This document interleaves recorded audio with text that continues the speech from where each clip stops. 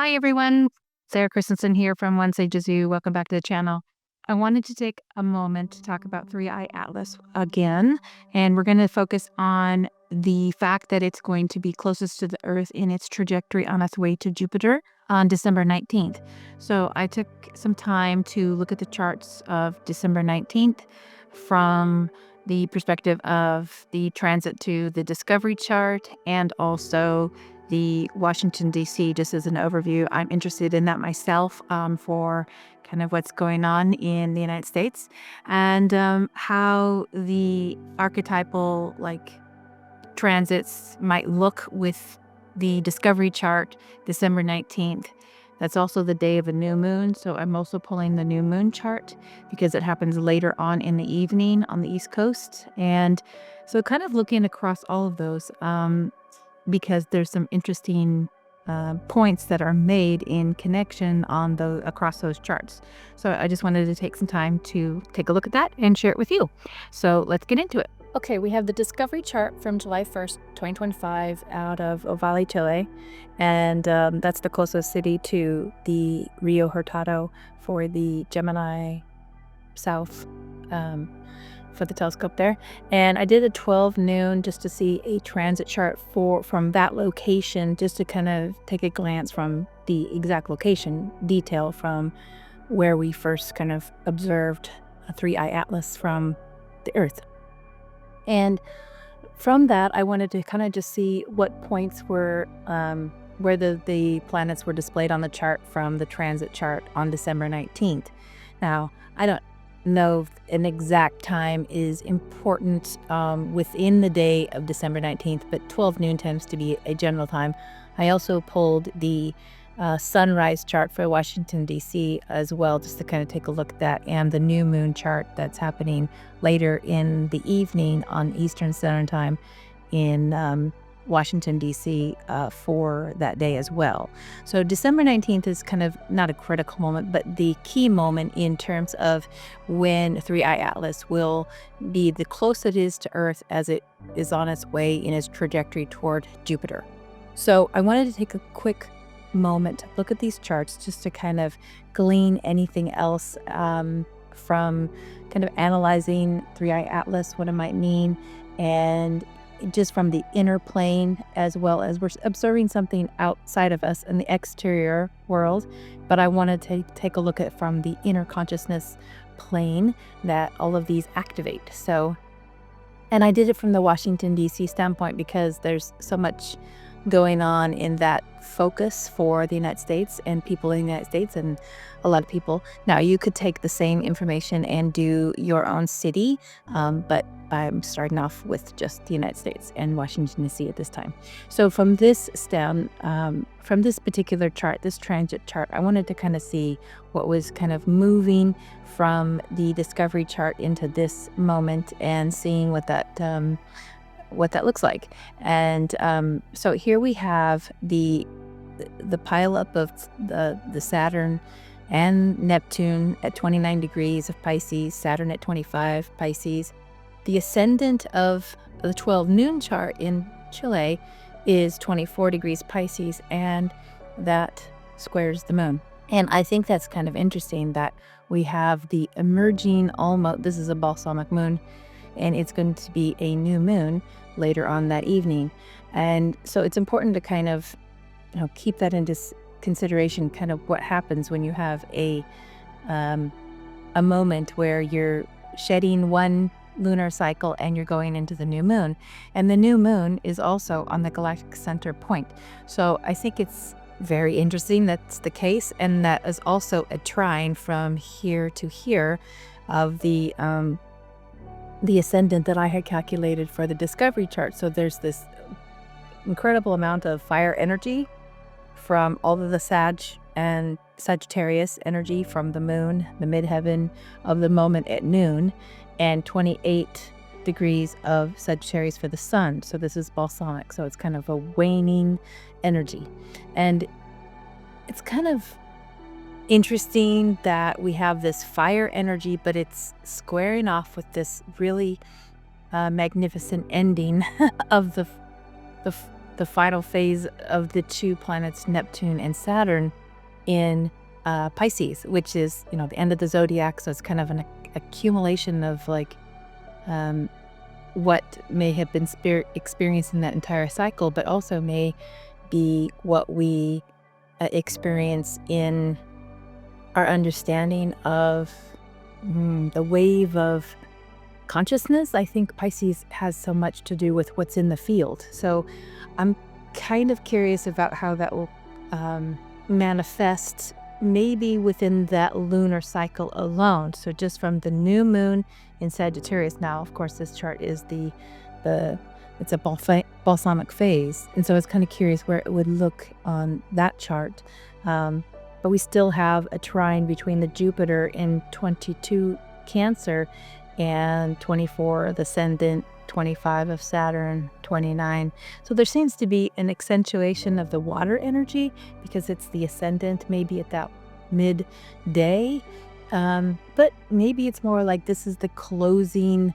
It's an interesting closing perspective on that fire and that outreach externally, because to me that Jupiter is focused on the internal plane with the being in retrograde, or that our perception of it is not complete and there's something still to uncover.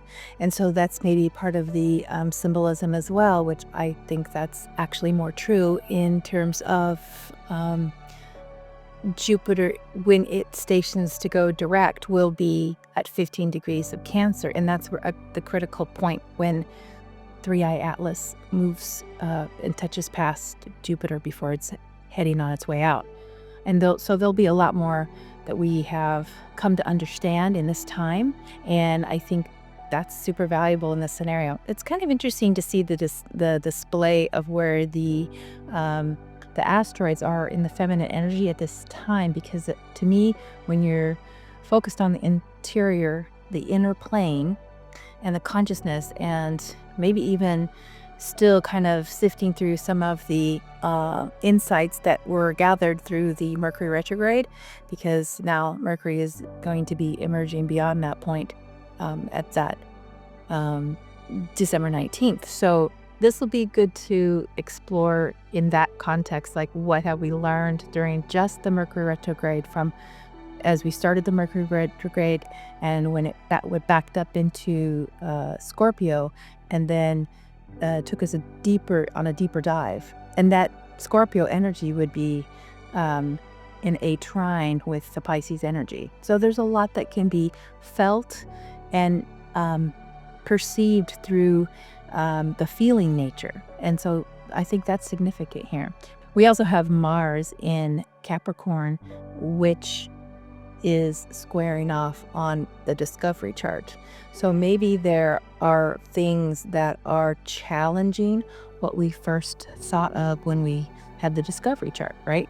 And I think that would be true. There may be, the science has given us a lot more information about the attributes of 3i Atlas and given us more insight into what we might think about it. And I think that, of course, is from the exterior.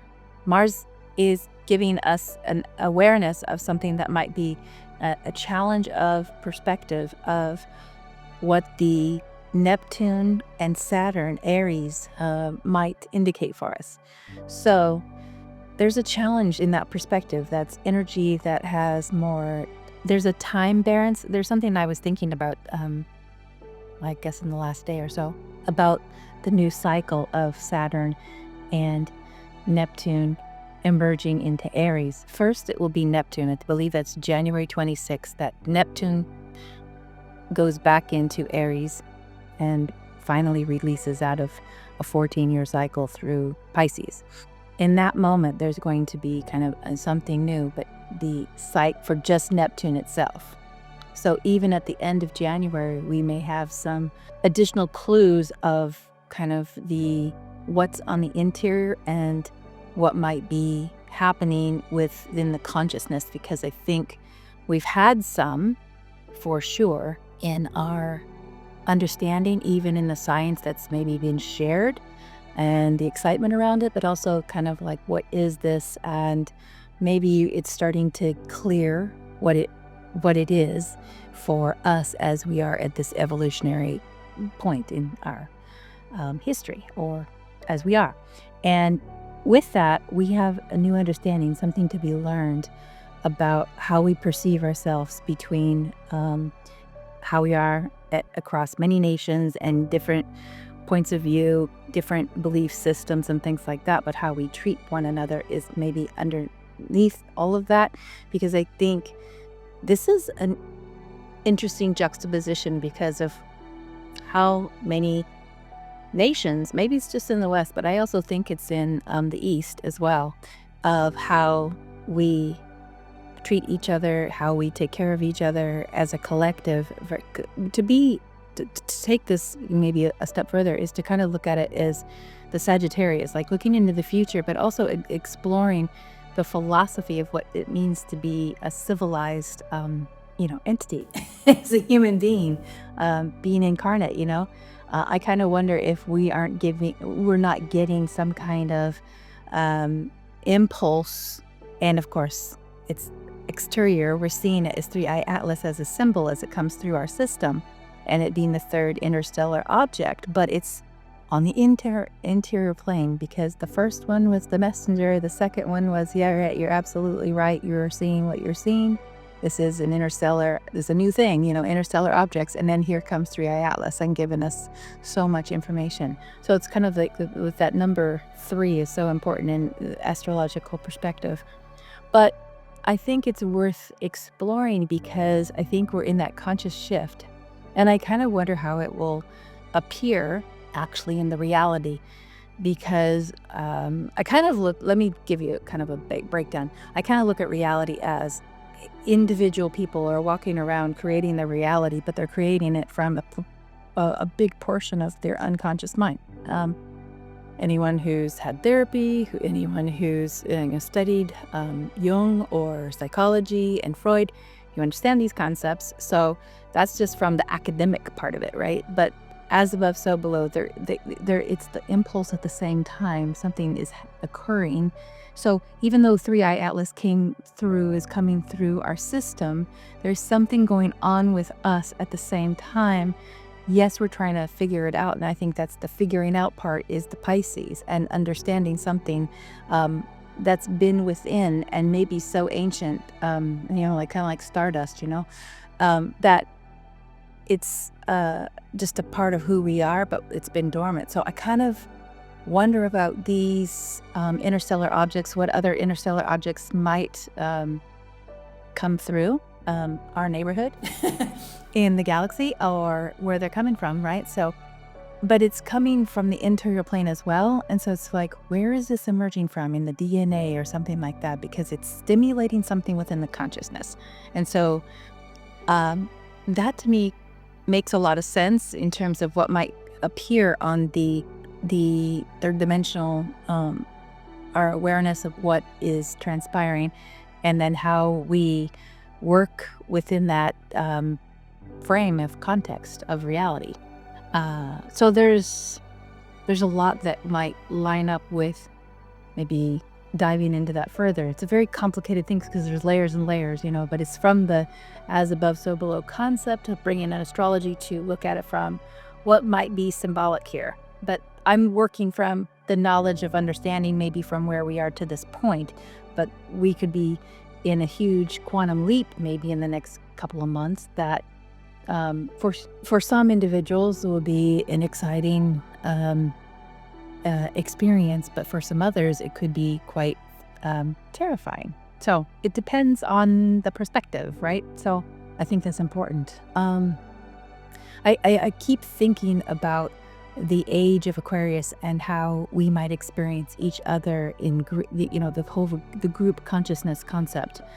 You have to be an individual. You are an individual in that perspective. You are a sovereign individual in that perspective. But if there is the perception that something powers over you, that can clip your wings in a sense.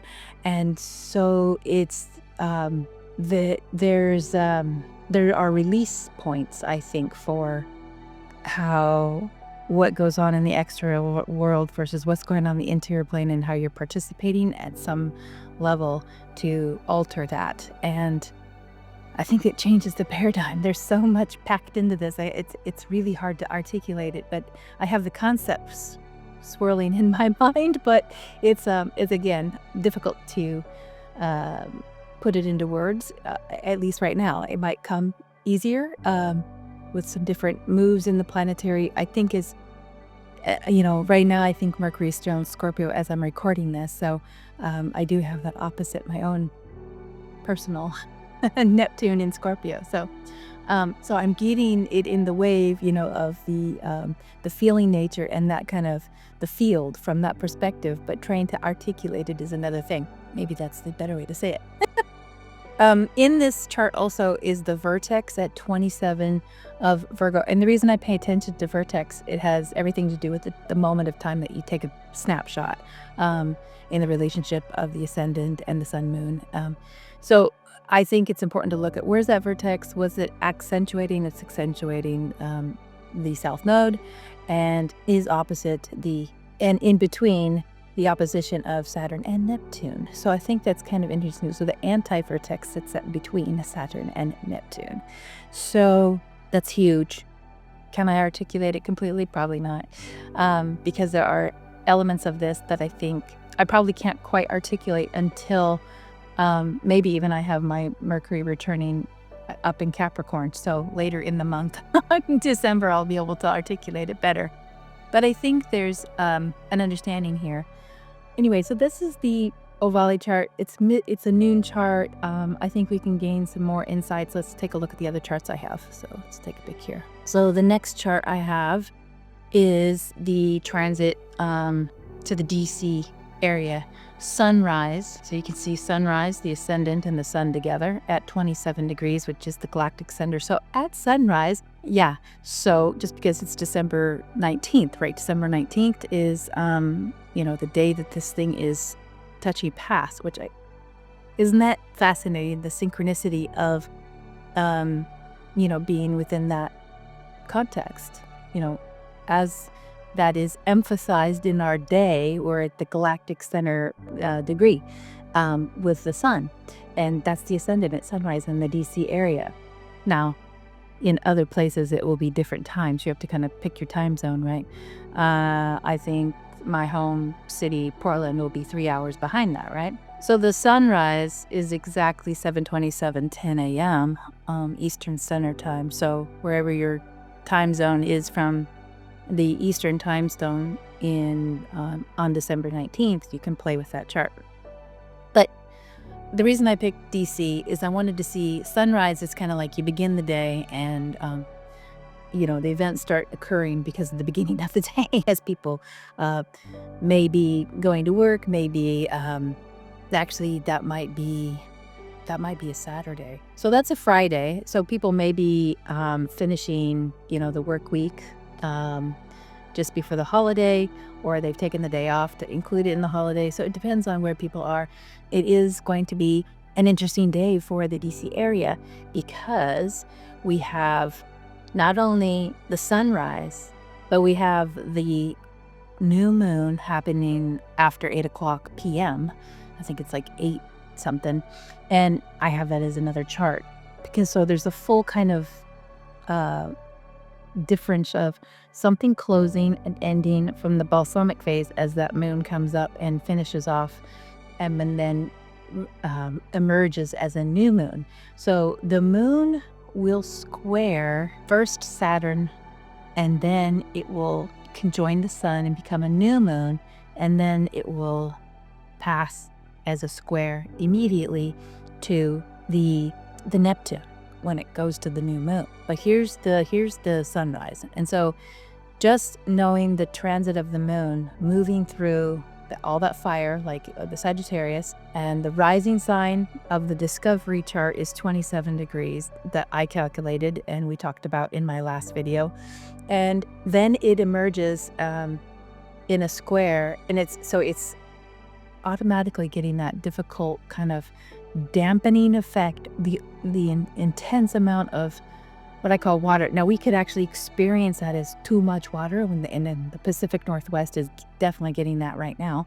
Um, as I head home, we experience exceptional amounts of water on the earth when there's a flood of consciousness too. So it kind of is interesting to look at that and that perspective, because as above, so below. So when, I don't know if people are like me, they might have a dream and they have a dream that has that water comes in the dream, and you're something in the dream, and usually the dream is telling you about some level of consciousness. And I think that is pretty powerful just to understand the symbolism, but not everybody gets it the same way. But I think it's important to kind of contemplate that. But with all that fire energy and what we think we know, what is our beliefs, what is framed in our consciousness about out there, because that's Sagittarius, like the future, but it's also kind of the philosophy, the higher education, everything that, we might frame in that context is getting some kind of impulse from that Neptune and the Saturn finishing off Pisces. It's like a finishing perspective. And so maybe there's something that we have to understand about ourselves before we get into the new cycle, end of January, and absolutely with the new Saturn-Neptune cycle coming February 20th in 2026. So to me, these are fast moving things of change that we can be experienced collectively, but also individually. And they manifest in ways that, that can be unexpected, because when you have an outer planet involved, there are, perspectives that can take you beyond the boundaries of what you think is normal. I mean, that's Neptune. So I hope that makes sense. And maybe there has to be some kind of, well, I don't, not that has to, but it would seem that would be how it would manifest in some ways, is that there's something that you might, so let's take it from a metaphysical physical first. Metaphysical is maybe you are exploring a question or something that you have been researching, contemplating from a logical, maybe even letting it sit in the consciousness to kind of be illuminated, right? And through this Mercury retrograde, you're waiting patiently for the emerging as you are just being and aware, right? So you can have the question and have that experience of just having that awareness kind of emerge. And it emerges in interesting ways if you are truly dialed into it. But if you are expecting it to see it on the outer world, in like it will manifest XYZ on planet Earth, your belief will structure it like that too, a bit. But maybe that's shifting. I don't know. That seems like there's something powerful about, and I'll get into this in another video, for something I've learned while I've been here in Bologna, is the power of illusion. But the power of illusion can lead you on these different paths, and your higher self, your higher being knows that you're infinite. So there's that to keep in mind here, in the contrast of what it means to be incarnate in a body, but the higher self knows, like, oh yeah, that's your vibration choosing, and you choosing that incarnate life and all the elements that go with it, family extensions of that, people that you interact with, all those soul contracts, all that. But it's more like when we're in this period of, I feel like we're in this period of paradigm change. The 3i Atlas has brought in something that's interesting to take into consideration, but we also have had all these illusions starting to break.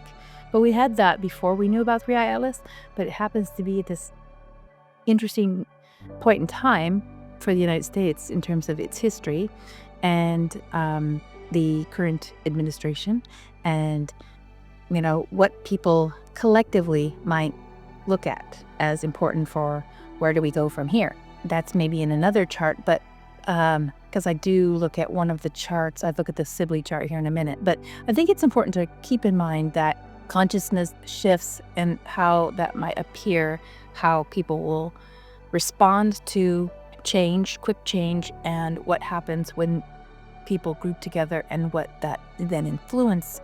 There are so many dynamics that can change quickly because people have, might realize like the power starts to shift when they group up together in ways that makes sense for the group. Each individual has to participate in a way that is true to them and true to their maybe sole purpose or intention for the moment now, because everything is in the moment now.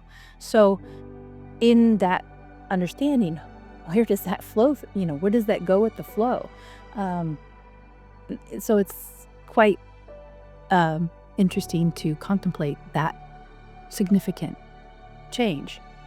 Here's a thought. A lot of astrology, at least in some of the feed that you might get on the social media, is fear, like heavy fear-based, I think. I don't think it's out of maleficence. I think it's more that they haven't contemplated maybe that something like Three-Eye Atlas can come in and change it something because of what it influences from within us. And that is everyone on the planet. And how that might unfold change in ways that most astrologers, even myself, because I'm having trouble articulating it, right? It's important to look at the patterns, but I don't think, as like I've said before, you really don't know until you're in the cycle, because it's a mirror. It is the charts are a reflective mirror, and it gives you a perspective, and you can articulate it in all the archetypal, but what actually manifests in your reality is very unique and specific to you and your perception of it. And so if there's a collective vision, if there's a collective dream that emerges, how powerful it would be to stop, especially when Saturn starts a new cycle. But the dream to me is floating in that potentiality now, because that's the Pisces, that's the imagination, that's the creative part that we are participating in about home. Jupiter in Cancer, this is so powerful, and how that will really shift a lot of things. And it will be fascinating to me to consider. Hopefully I'm still around in 30-some years, but I don't know, by the end of the cycle, it might be another astrologer who will have to pick up this perspective from what I've shared and carry it forward down that closing of the particular cycle that's coming in. Maybe I live that long because of medical advances, but that's a 37 plus year window in when Saturn and Neptune finish this particular new cycle that's coming in 2026. It's kind of weird to think about that like that, right? So, but what we know about our being in a body incarnate is we might, if we're super lucky, super healthy, all the things come together, at least as we know right now, 90 years, maybe, so more likely 80s, 70s, depends on, a plethora of things that are in your own mix. So, but I think it's important to point these out because of how we share that energy, even if we drop pass on from this particular life sometime in the future, right? I'm not calculating that. It's more like that you what you carried had a purpose. So, in that sharing, in your truth of having living a purposeful, meaningful life, the connections you've made, the things you've shared, all these things. And, some people, some of their greatness doesn't come until after they're gone. Look at some of the great painters, Van Gogh, for example. There are things that come in ways that aren't really maybe understood and grasped until beyond that person who shared that thing in their own lifespan. It's kind of interesting that way. But I think it's valuable to explore these things, look out. I also think there's something interesting about time itself, because this is Saturn with Neptune. And I think there's this weird experience that we're having related to the illusions in our reality and how strong they are, and but also how fluid they can be. When you've had an experience that takes you in that Piscean perspective, and boundaries just become more fluid, time becomes more fluid, you will have an understanding of that concept that I'm trying to articulate here about the fluidity of time, the powerful illusion of time. I've had that experience a couple of times, but it's really from a personal thing that I experienced. And so if you're having that, it would be your personal experience and how it gets framed, and to understand that fluidity of the concept of time. So, what else can we get from this particular chart over GC? I just think it's interesting that that day is a new moon day, and I have that chart here in just a minute. But this balsamic phase at the sunrise is so interesting, right? So in those hours on December 19th, it's almost like look at the clock, but also what is passing through your own consciousness and images and ideas and things that might bubble up. I mean, I think it's great to take a moment of journal writing, really go into it, and before you get to the new moon, just to write as much as you can about what has been experienced in this particular cycle, and then take that reflection, and you will have seeds of like, oh, I'd like to know this, or I'd like to understand this better, and take that into the new cycle. So then what emerges from that inquiry. So that's, an interesting take on this as well. But in terms of current administration, there could be some interesting things that unfold on December 19th within the context of the whole, because of how this mix stands out, and what we might be. But I don't know if it would happen until after the new moon, later that evening. So let's just go into that. Let me see what else I have here. So I think I covered what I wanted on this chart, just to make sure. The nodes, I think it's important to figure out the nodes of the moon. And the south node is approaching the Mars of the Discovery chart. So that'll be interesting to see what gets kicked into action as that node comes down. And I think that will be in January, but I'll have to double check on that. Okay, so the nodes at 12 and Mercury is square those nodes. So this is going to be an interesting perspective of children and beliefs, systems, and also just perception of things. What are our children, the generations in the United States especially, getting from everything that is unfolding right now?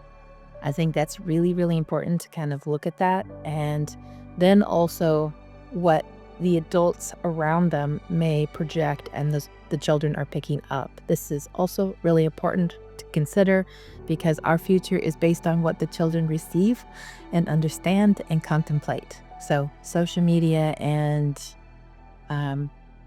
the way films, language, things for everyone, really important, because we consume a lot of it. Okay, so going into the next chart, this is the DC chart at 12 noon. So that last one was sunrise. This is 12 noon. Then look, the midheaven shifts right up there. And now it's the midheaven at noon. And this moon is still emerging towards the sun. It's not quite there yet. It's later in the evening. And then we have the ascendant at noon in the DC area on December 19th is now with Saturn. So again, there's this emphasis of this square, the tension between Sagittarius and Neptune. And while we have the North Node in Pisces, that was in Pisces, and the South Node in Virgo. And here the vertex at the noon hour is on the just past the moon and the South Node, but it's opposite the Saturn and the Neptune. So this, again, there's this interesting focus on that. And Jupiter is in a very powerful sign from the perspective of Hellenistic, and from an exalted position in Cancer, but it is retrograde. So to me, that's an internal focus. Like, this is the height of the individual sovereign and how you expand. This is your soul. This is you and your higher self and your experience within it. Now, we frame things as being a citizen of a country. We all have passports if we have our passports. And, there's perceptions of each country's one. I mean, there's even levels of your passport, like how accessible you have to go somewhere. Now, these may be changing, right? This could be a new paradigm, but it's kind of interesting to think that we give ourselves these boundaries by the politics of a moment or the rises and falls of empires. I mean, to me, this is just this really interesting moment of how we perceive things and what we as an individual within the mix. We participate, yes, and we're participating with other sovereign beings, yes, and how it holds the reality. At least that's my interpretation of understanding, the mysteries, the esoteric mysteries, and where I've come so far. Now, I could be way off, but that's what, we take, you take a leap and you go, this is what I think at this moment. And then, 10 days from now, January, February, I might have a different point of view because there's something that impacts my awareness, such as the power of a particular illusion coming down, right? I mean, if you've awakened in terms of understanding things that have been hidden, and the occult helps you understand a lot of things that have been hidden, the astrology, tarot, and many other sciences, that the mysteries have been, science is catching up with some things that have been known in the beliefs and spiritual practices in certain areas of the world, right? So it's catching up. More people are going to be able to have access to it because we have the internet. We have things like YouTube to share our thoughts on something and our understanding of something as we dig into things that we weren't necessarily taught in our public schools or even in college, because we were pursuing something that was to support ourselves in the world in a way that's more external focused, right? It's like having a career, being able to make money, to have a livelihood, all these things. And yes, we have like some level of consciousness just to participate at that level, right? But there's a whole nother perspective, which is, to me, how we even magnetize certain things in our reality. It's the feminine part that has, it's coming in a lot stronger. So, and ironically, on the exterior world, especially in the United States, we see the suppression of the feminine happening. And of course, it's not just the United States. You can go around the globe, really, in the terms of the suppression of the feminine, women, but not just women, feminine. So any, person born as a male gender, realizing it doesn't quite fit and is working through that transition in this life, there's something to be understood about, or even not just the transition from a physicality standpoint. It's even that, I don't fit in the box that is maybe what I was raised or what my parents might have thought I was when I was born or I had ideas about. And it's just a shift of the feminine has approached, everyone is different, so I have to be careful how I language this, that it's important to understand this concept from that feminine has been rising, but it's been targeted from its patriarchal mindset that's been the structure of many societies around the globe, right? So anyway, just to point that out. What else? So this is, again, before the new moon over DC. The Venus receiving another shock from Uranus as it's in retrograde can be something that we need to pay attention to, because it's kind of like the Minotaur in the Labyrinth. And you think about that myth, and I think it was ARIADNE, who helped with the red thread to guide him out. That to me is that's an interesting mythology to look into that story some more, because of that having a kind of a disruption. It's kind of the shock when eventually he abandons her, right? So she helps him and then he abandons her. That is the mythology. So, but okay, there's something else to gather from that mythology, and I will put a link to a good sharing on that myth in the description below.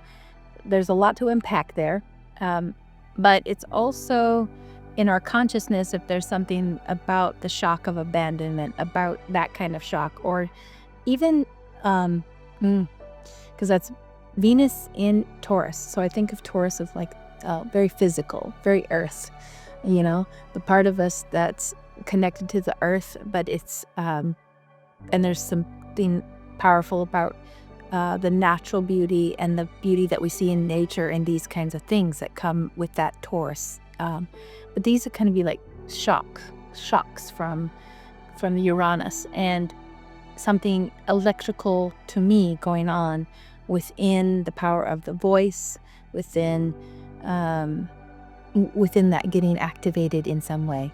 Hopefully that makes sense. That's also opposite Black Moon Lilith at that time. And that's important. So what other rage might come forward that needs to have acknowledgement and a breath, because it's important for us to still love our shadow parts and to acknowledge that we went through a process, and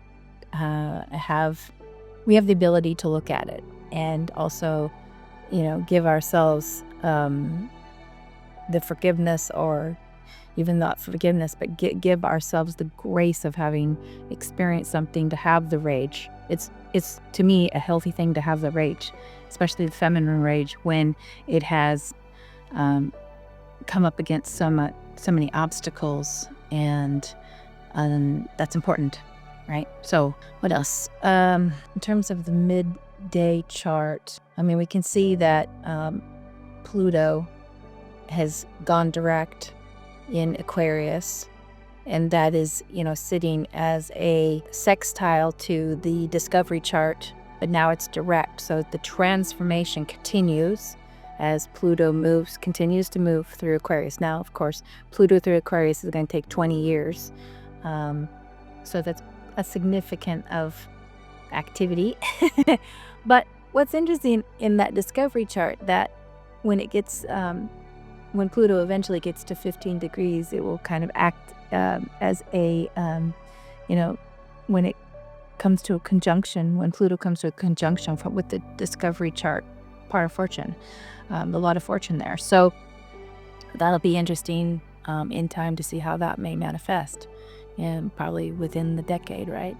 So there's, really interesting things to kind of contemplate about how these things manifest as a connection to the 3i Atlas, right? So, and of course, we're in the early stages of kind of gleaning symbolism that we understand in the moment now, and in time this will emerge with a deeper awareness and understanding, and we might see points that we could grasp from this moment, and they will make sense in the future, but they will be expanded upon and make a lot more sense in because of the integration. But because the Saturn and Neptune conjunction in February is in Aries,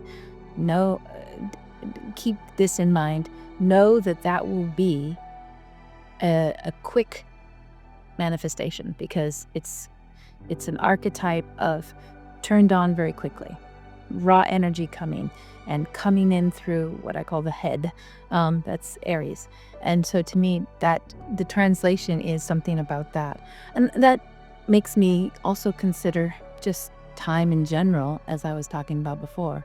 The illusions may take a stark change up at that time. So there could be something building over here in December, and in January we see something first emerge, but it won't really be materialized until February 20th, because the Saturn is the impact of how it manifests in some way in our understanding within time space, right? Because Neptune still gives a bit of illusion, and as Saturn enters into Aries right before it makes the conjunction, there could be some events that actually speak to that final few, I think it's like minutes, but it could be a couple of days before that occurs, because I think Saturn actually enters into Aries again on like February 13th-ish, something like that, right before Valentine's Day. Fun.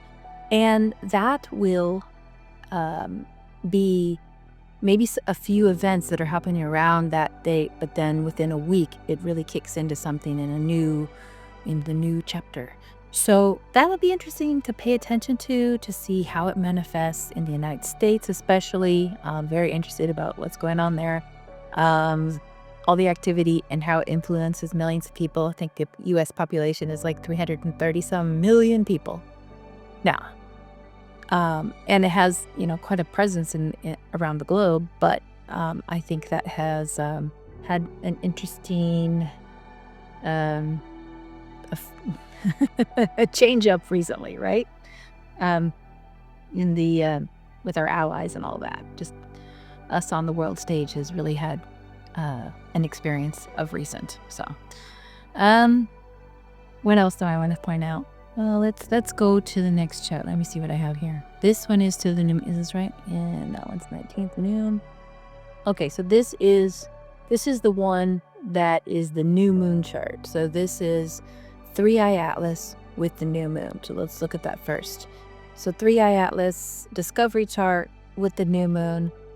Though the 3i Atlas object will be at this point the closest to the Earth in its trajectory towards Jupiter. And from my understanding, it was mentioned that it might be in the Leo in the astronomical standpoint, but I don't know how to exact that. So I'm not going to talk about exactly where in the space of the ecliptic that it is. I'm going to focus on our point of view from a consciousness standpoint, okay? I'm not the astronomer. But astronomy is super important, and I would refer you to Stefan Byrne's channel for the astronomy, parts of the astronomy, and there are some others as well, but I really like his channel. What else? In the new moon, we can see now that the sun and the moon here at 28 degrees of Sagittarius is definitely still on that galactic center point degree, within a degree or so. And let's see what else. We have where's the ascendant? The ascendant's down here. Now this is interesting. So I had run it through, a search bar to kind of like, where will 3i Atlas be astronomically when it's passing by Earth on December 19th, and it gave me Leo, but I don't know if that's correct because I haven't verified that exactly. But it's worth kind of like, that's interesting, because the ascendant of the new moon and the lot of fortune is at 18 degrees of Leo, which is interesting. If that's true, that the 3i Atlas might be close to that, right? Again, I haven't verified that. That's a potential. We will explore as I learn more about the astronomical, like where it's moving through on that trajectory at that moment. What else? And I think just that new moon is trying the ascendant of the discovery chart that I did, easy flow. And to me, that's kind of like one of the purpose. We have the purpose of the midheaven, but also like how it is understood and visible to the world. Like your ascendant is how you pull through that sense of being out into the world. So that'll be interesting to understand kind of how that might. I have overlaid that because the Chiron was so close in the discovery chart at 26 degrees, but it is at this December 19th, it's 22 degrees retrograde. So it's kind of focused on the interior plane of the wounded healer concept and the right to exist. The use your voice and understand you have every right to exist in your own power.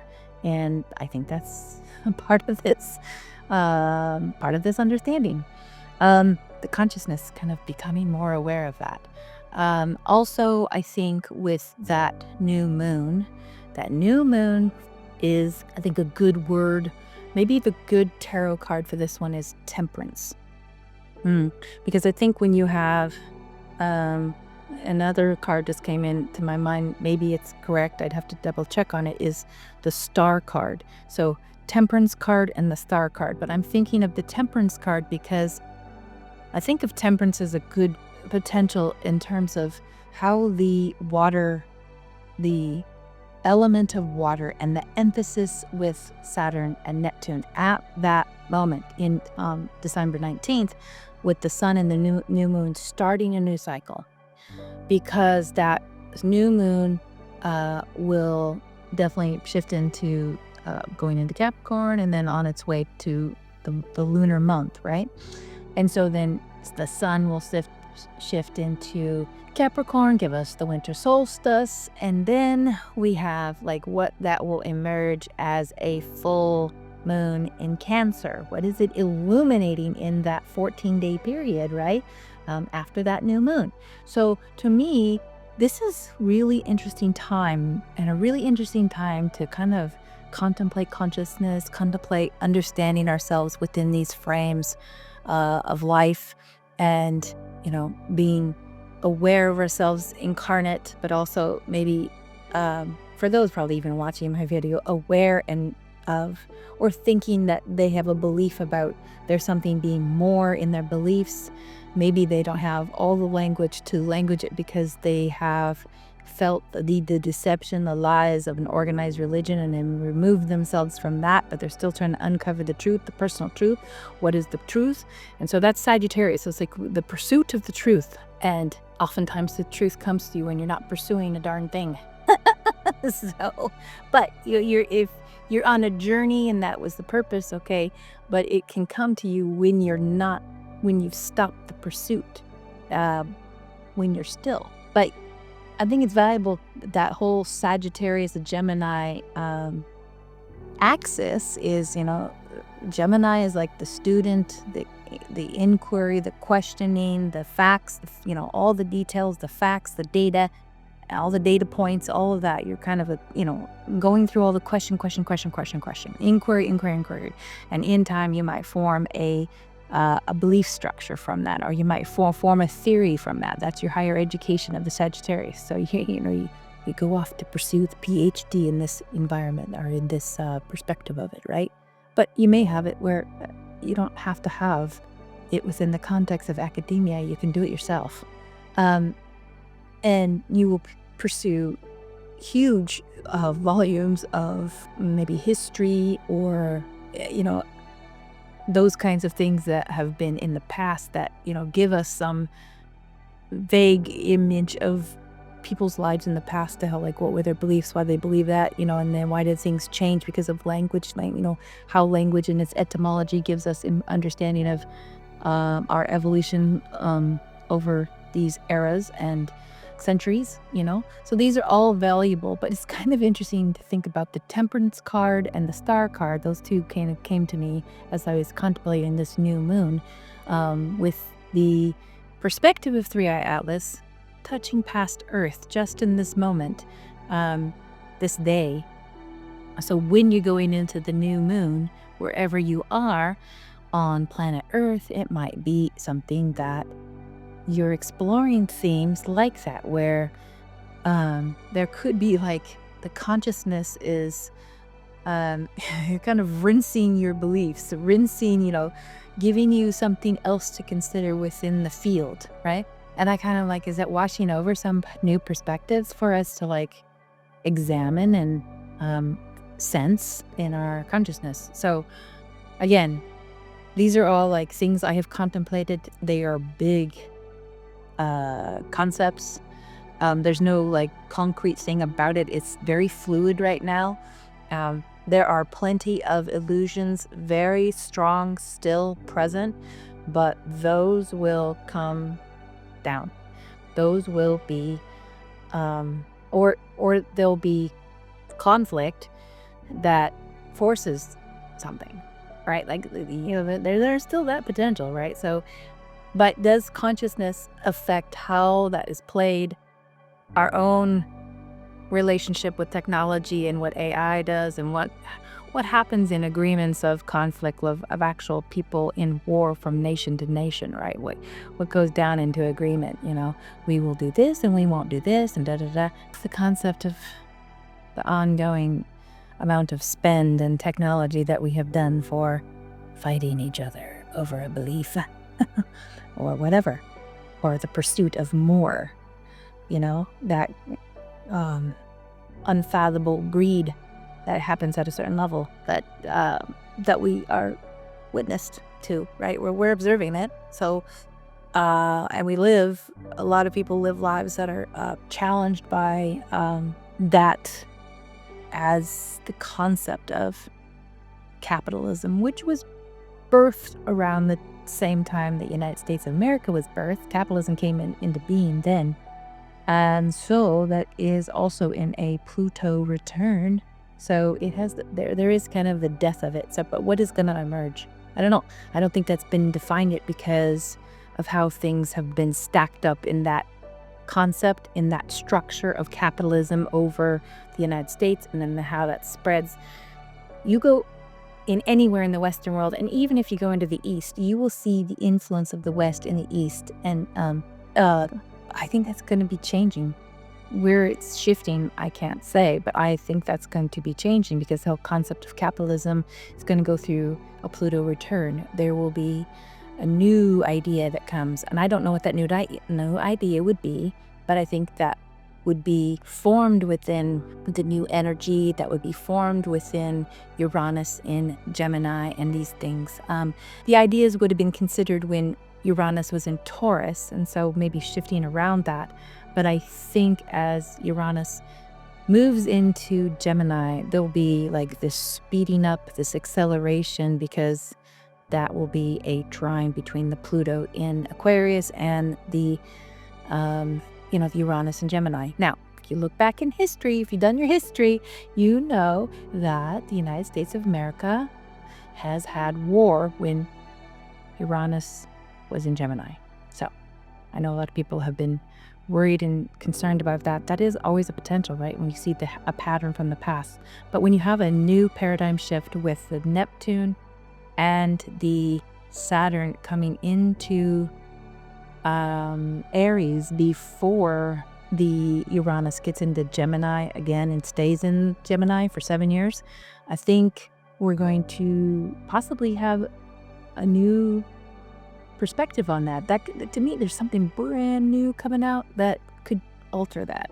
But can I say what it is? No, but we do have the pattern. So I think all the patterns that we've had before, and astrologers might be having fun with this one in 2026, 2027, because like I was saying in the other video, I think if you have experience with patterns, but there's been a paradigm shift so huge, like for example, when the internet came online, and then you can go again with, that was in 1992, if I remember correctly. Yeah, the internet emerged, right? It changed everything. So the astrologers in the 80s, probably couldn't even foresee the impact that would have. But they knew about the conjunction of Neptune and Uranus in Capricorn, right? And then how that would have some kind of impact. So they have some understanding, some awareness, but it doesn't fully unfold until you can see it a little bit better by the time of the first square of those two planets. So same thing with Neptune and Saturn. So Saturn and Neptune. So Neptune will be in Aries for 14 years, right? But Saturn will go through the Aries in 3 years and then go into Taurus, and then go into Gemini, and then go into Cancer. And so by the time, the Aries to the Cancer will be the square up, right? So That will be interesting to see how those two face off in that first crisis point of their square, right? That's a future video. So much astrology. Um, okay, so what else to consider on the new moon over Washington, D.C., and considering 3-eye atlas discovery for its meaning, purpose, whatnot? I still want to contemplate more on the Temperance card and the Star card. And I think that's going to be another video because I sometimes I get like an imprint of something, of an image, but I don't have my tarot knowledge is not as in depth as my astrology. So I have to actually go back and look at things and contemplate them for a bit, versus just getting an awareness like, oh, we need to explore that. Okay. So I will do that in that month. What else? I think also the square between the sun, moon, and the Saturn and Neptune. I've been holding on to the idea of the change up of how we perceive time, because this is something I experienced when I was trying to put together the 3-eye atlas chart in the beginning.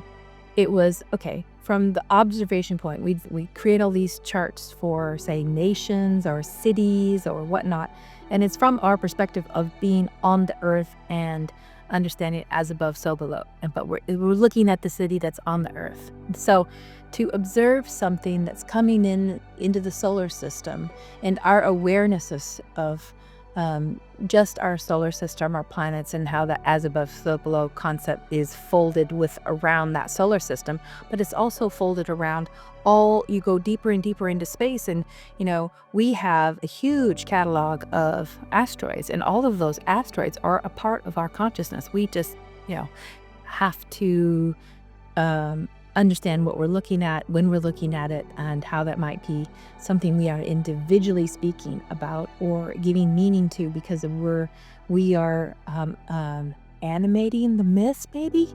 And when you animate the myth, you kind of bring those archetypes alive. And I was, contemplating that when I was doing the Bridgerton videos, talking about the two actors, Luke Newton and Nicola Coughlan, and how they were embodying something about the Psyche Eros, and they were just doing their jobs as actors, participating in season 3 and doing their job, and yet they were embodying something much more grand and specific, I think, that was picked up by millions of people who were observing that and couldn't understand why was there such a pull and magnetism to that particular season above the other ones, and the storyline. And yes, the actors themselves have a certain attraction, but it was the interplay of us with the whole concept. So that was, to me, the magnetism, which, took it to a fever pitch. It would be interesting to see how the season 4 plays into this whole concept of the Neptune and Saturn as they emerge into Aries, because I think the Cinderella story, fairy tale idea gets a whole injection of a new idea, and that will emerge in the second part of this series, the season 4. It won't be in the first part necessarily. There will still be what I think might be older ideas still in that mix. But when you get to the second part will be how you see the translation of something new is emerging in the animation of that fairy tale. It's been rewritten. When we rewrite our fairy tales and we rewrite stories that embody something that makes more sense for who we are becoming, that's our new myth, right? And I think that's pretty significant.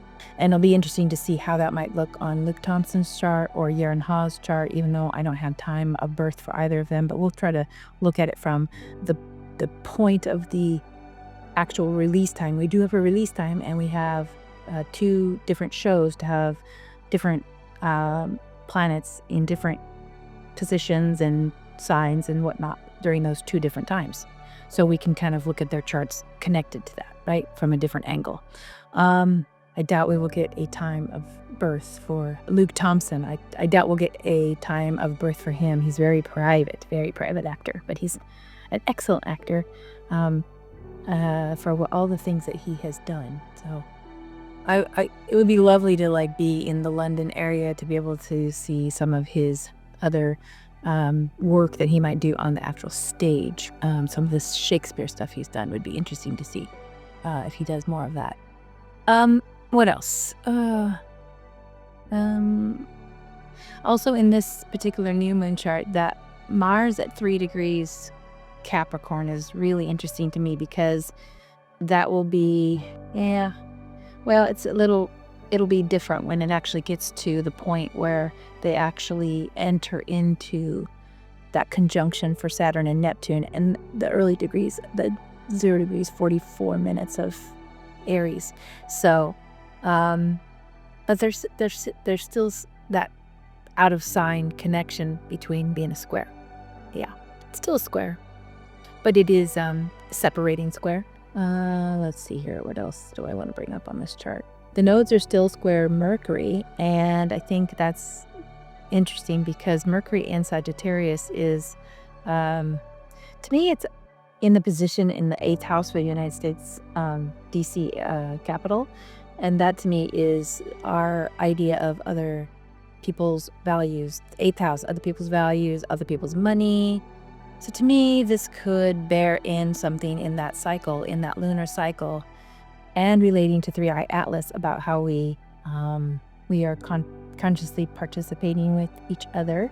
And this could also, a couple of things, because it's other people's money, what happens in our own markets related to this. Couldn't this be a repositioning of that? But because that's really big, and I think there's things that humans think they can control, and yet it will have its own pulse and its own frequency and its own.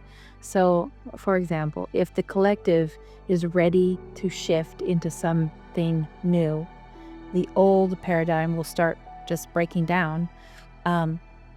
We are witnessing to that now on many things, I think, but you don't see the full flow of that because it takes a little bit of time, or it takes certain events that actually accelerate it and whatnot. So there can be things that happen within the political landscape that shift the gears, or in some way, or throw there. There might be a stalling of something else, or there'll be an event, because it's an immediate thing. Because when that Saturn and Neptune go into Aries, it's kind of like a crisp beginning. I mean, that is, it will be activated though by a faster moving planet. Like they will have that position, but something like Mercury or the moon going through that within that period of time is kind of the activator, right? Those faster moving planets. It's interesting to see Pallas Athena in the 19 degrees of Aquarius on this particular chart at the new moon, because 19 degrees of Aquarius was important in one of the charts that I did on my last video, and I think it has to do with the cycle of the Saturn-Neptune cycle. So that might be the ascendant point in the new cycle, at least from the Washington DC standpoint. So again, I didn't pull that chart. I didn't think about that because I kind of just do some charts, but some things pop in and come to mind when I'm looking at things like this. So the Pallas Athena within, I think it's the Saturn-Neptune conjunction chart, where 19 degrees of Aquarius was very important. And here Pallas Athena is on it. Pallas Athena is about strategy, wisdom, strategy, that kind of thing. She's a warrior. She's a spear shaker. She's on my Facebook, and the image I have on my Facebook. But I think very important asteroid to take into consideration now, especially the history of Pallas Athena within the Roman Empire history and Athens, and what gets borrowed across those ideas. She is the warrior, so but it's Aquarian. So to me, this is more about the people in a bigger way like that. So that will be interesting to see, right? It's getting interesting, more interesting by the moment. Okay, let's move on.